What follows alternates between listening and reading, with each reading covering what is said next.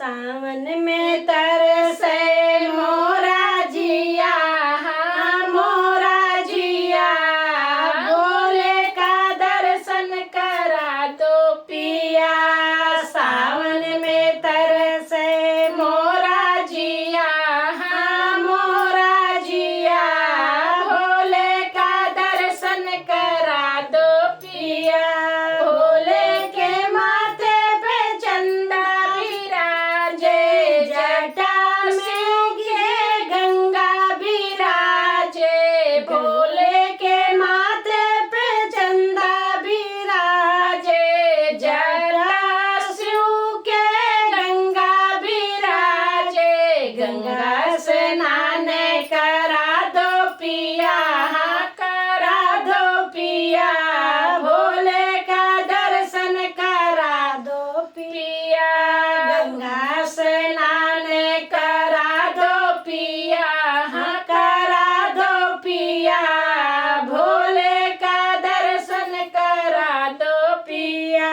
सावन तरसे मोरा जिया, हाँ मोरा जिया, भोले का दर्शन करा दो पिया।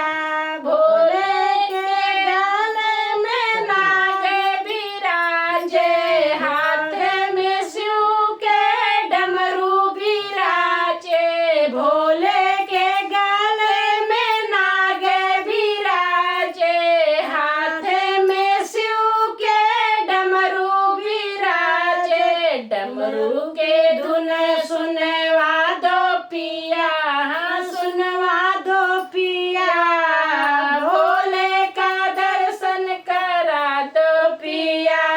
डमरू धुन सुनवा दो पिया, सुनवा दो पिया, भोले का दर्शन करा दो पिया। सावन तरसे मोरा जिया, हाँ मोरा जिया, भोले का दर्शन करा दो पिया।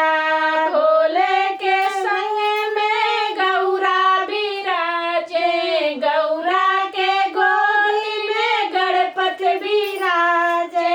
भोले के संग में गौरा विराजे, गौरा के गोदी में गणपति विराजे।